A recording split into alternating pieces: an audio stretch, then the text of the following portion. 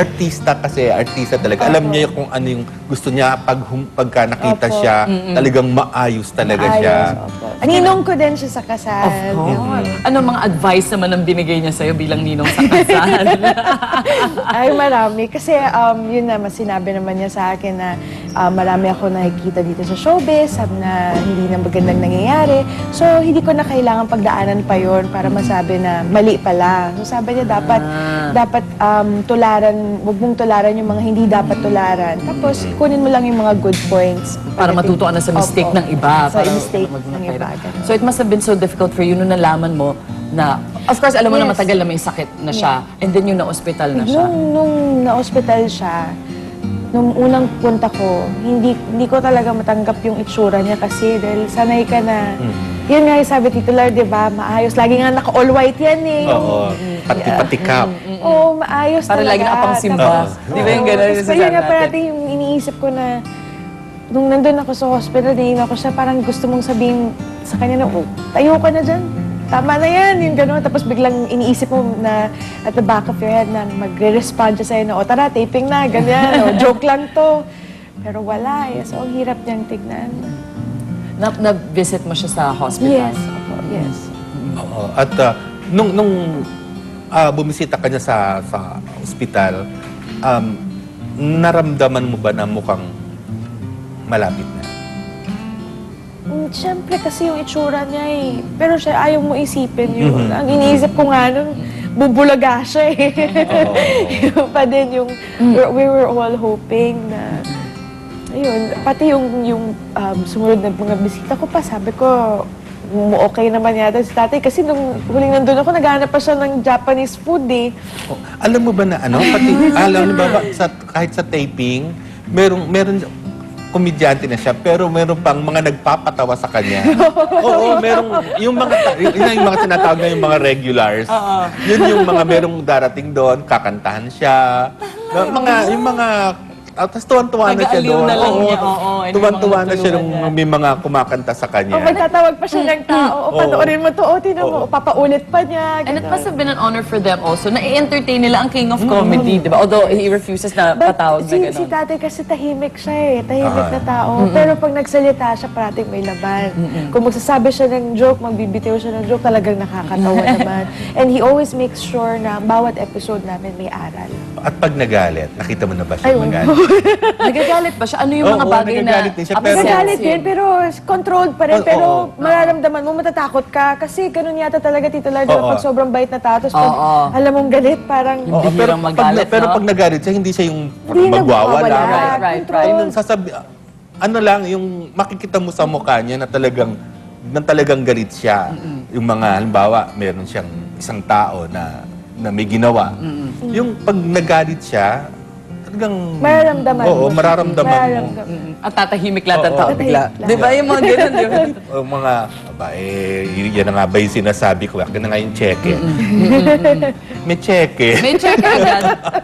In the days that will come, ang daming mga tao na pupunta para magpasalamat sa kanya. At syempre, I'm sure. buong Pilipinas, syempre, kumbaga, nag-benefit dun sa brand of comedy niya, di ba? Pero there's some who are luckier than the rest of us. Katulad naman taong katulad mo, nakatrabaho siya ng gusto. I'm blessed. Oo, so I really am blessed. tayo we will pray para sa mga of course sa mga naiwan ni Tito Dolphy.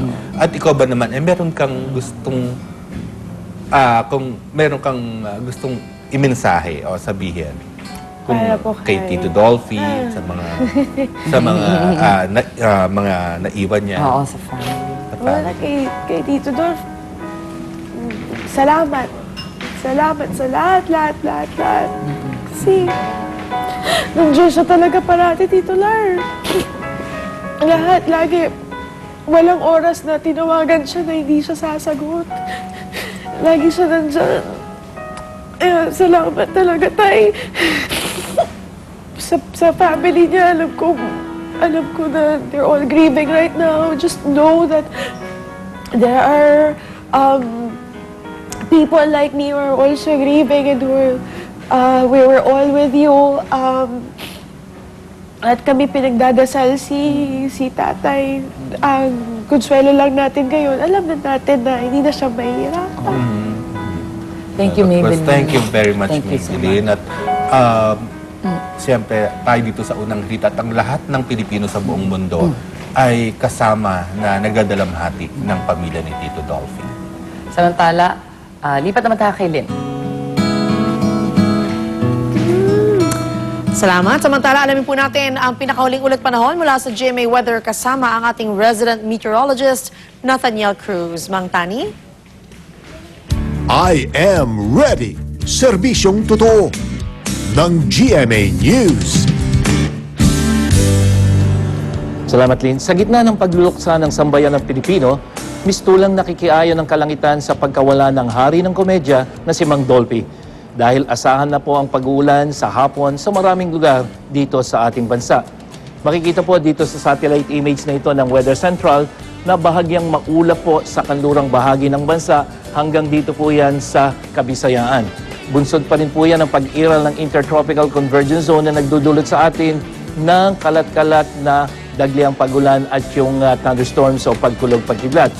Kaya kita po yan sa magiging panahon ngayong araw dito sa Metro Manila na mababa ang tsansa ng pag-ulan sa umaga hanggang pagdating pa rin ng hapon.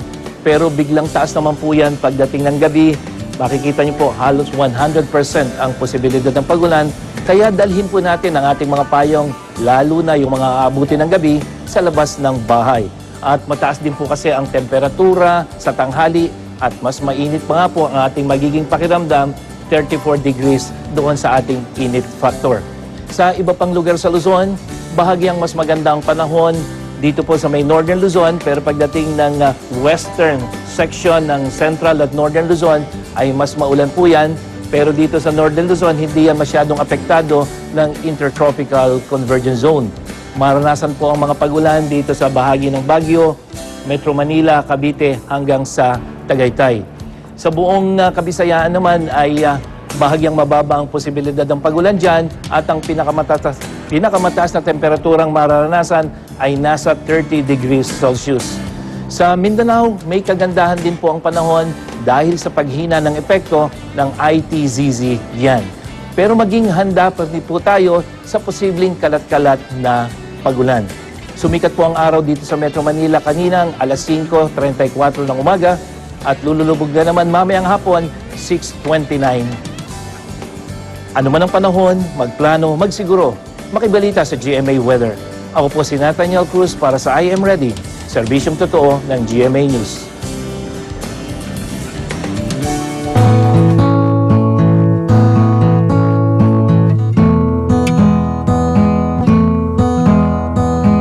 My father, Dolphy, left at 8:34 p.m. following a cardiac arrest. He lived a full life,